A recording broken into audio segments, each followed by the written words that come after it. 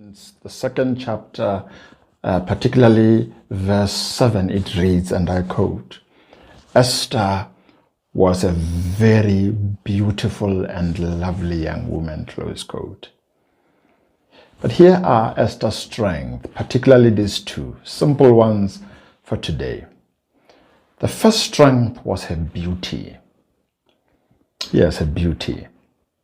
The Bible described her as very beautiful.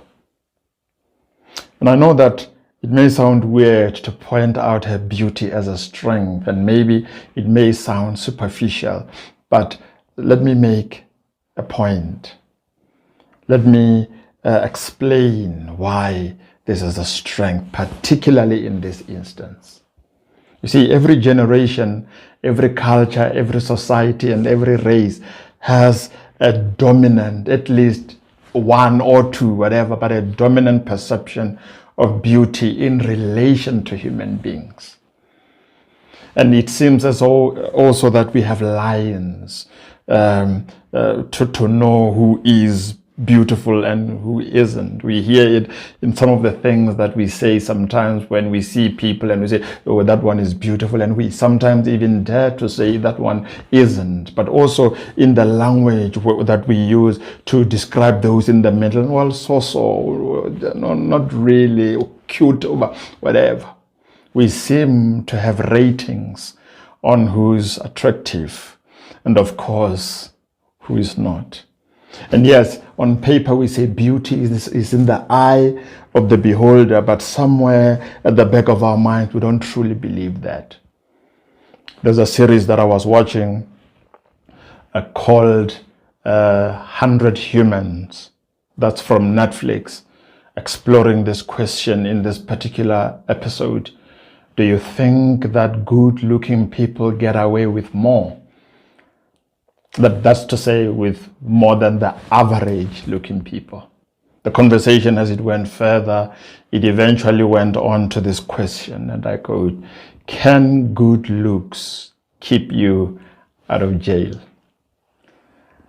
And so to begin the experiment, 100 humans were brought together from different races, from different corners of the country and stuff like that, and they were divided into two groups of 50, giving each group a chance to judge a particular situation. Both will judge on the same criminal charges, but each group will see a different set of pictures. Same criminal activities, but different pictures that they will be looking at. Group A will see this, Group B will see this. The experiment continuously showed that more attractive people were given less harsher sentences, just on the ground that they are beautiful or attractive. But something in particular really captured my attention when they were analyzing the outcomes, particularly a statement that was made by the professor of law, Judy Armour. He said this, and I quote, and I found this to be quite profound. He said, we are going to make moral judgment on them that is much harsher for the unattractive than for the attractive ones. And he called this, I suppose, that is the moral lack. But then he says this, just as I have to recognize my male privilege, you have to recognize your attractiveness privilege, close quote. And that is what and how Esther's story begins. She is given a rare opportunity to be queen simply because she was beautiful. However way beauty was defined then. But there's something else there that is described, and that is she was lovely.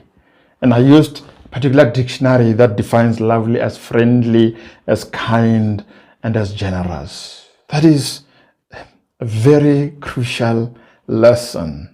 That's quite important here.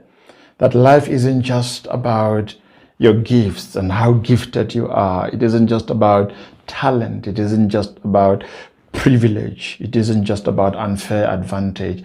It is also about bearing good fruits. So Esther wasn't just a pretty face, nor was she just a cute somebody. She was lovely. She had integrated her advantage, her unfair advantage, with good character.